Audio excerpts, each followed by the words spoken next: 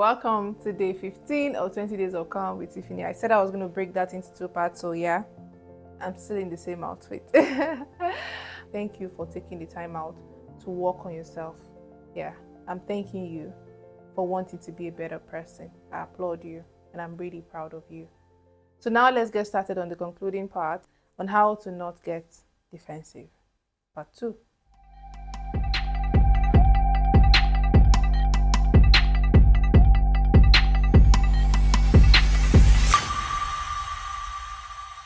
Somebody sent me a DM and clearly stated that our boss has a hot temper and that she's always saying very mean things. And I think she's in the fashion business or beauty business.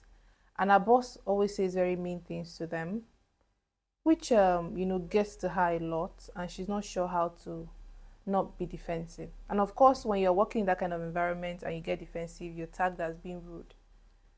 People want you to just speak only when you are being spoken to. So that can be a bit tough, especially when you have a boss who speaks to you anyhow.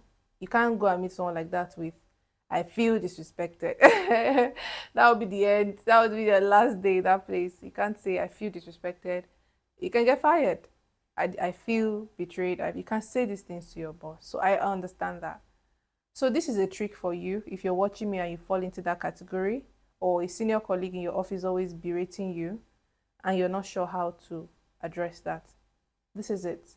You picture their words as water and allow it fall to the ground. Imagine this is somebody's word. Somebody's saying very mean things to you.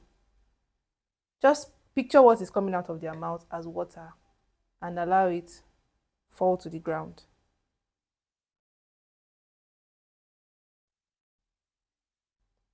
I do it a lot. I do it. Especially when it comes to things that I don't really want to hear or I know will trigger me. So I either zone out or I just allow your words fall to the ground and I don't acknowledge it. A lot of times, because of how we were raised, because of the traumas we've gone through, a lot of us are very hypervigilant. It has been said that most people who have anger issues are usually hypervigilant. And hypervigilance is when you're focused more on the outside than what is going on the inside. So the outside can easily control you because you're not deeply rooted from your insides internally. So this is something that we probably will have to work on maybe after this challenge. But this 20 days of calm is for me to give you tips and tricks on how to properly manage your emotions. I mean, immediate tricks that you can use and that will benefit you a great deal so you don't lose your calm. Now, like I said, allow their words fall to the ground and understand that it is about them. She already mentioned that my boss has hot temper. That means you already acknowledge that she has a problem, which has nothing, absolutely nothing to do with you. So allow people be themselves. That's why I love Mel Robbins and I let them theory.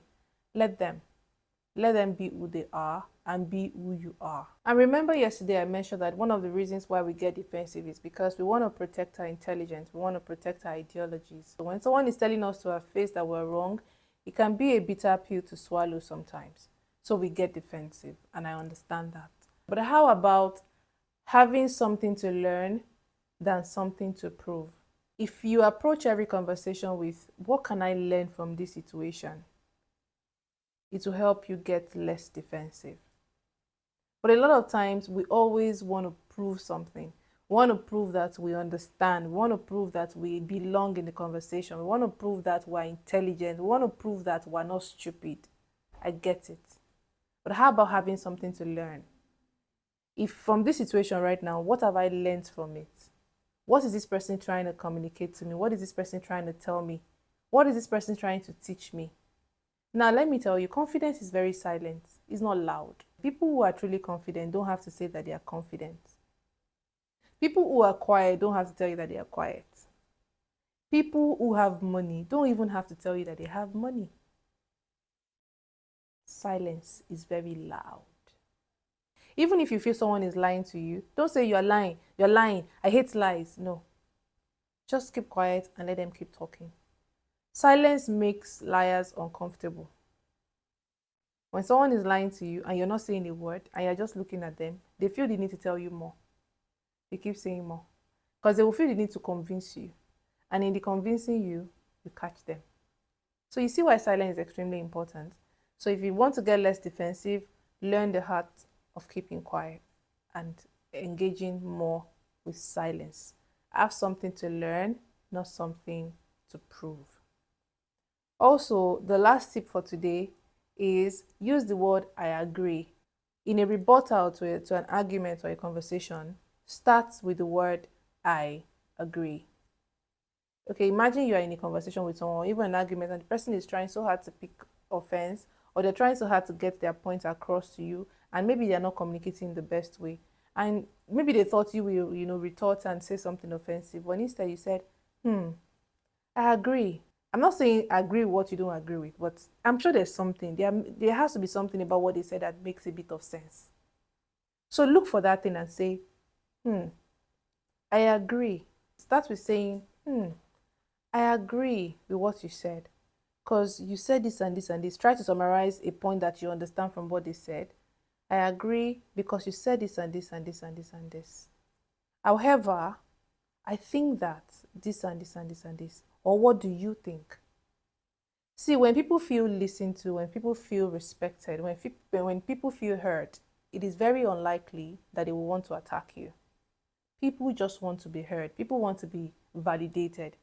That's why when I have an argument with people, remember when I said this one of the days, that when I have an issue with people or I try to express myself to you, and if the first thing that comes out of your mouth to me is, it's a lie, that's the end of that conversation. I don't even proceed because I can already tell that you do not have the emotional bandwidth for me to have this conversation with you. If already after I have expressed myself, the first thing you thought to say to me is, it's a lie, I already know the conversation is not going to end well, so I end it. So I hope you have learned something today. Before we go, let us take our breathing exercise. We should have started with that, but it's never too late, right? Let's take it. Remember what I taught you yesterday? Place your finger on your right nose. Taking a deep breath from your left nose. Then cover your left nose and breathe out from your right nose. Take a deep breath from your right nose. Cover it. Breathe out from your left nose. Take a deep breath from your left nose. Cover it. Breathe out from your right nose. Take a deep breath from your right nose.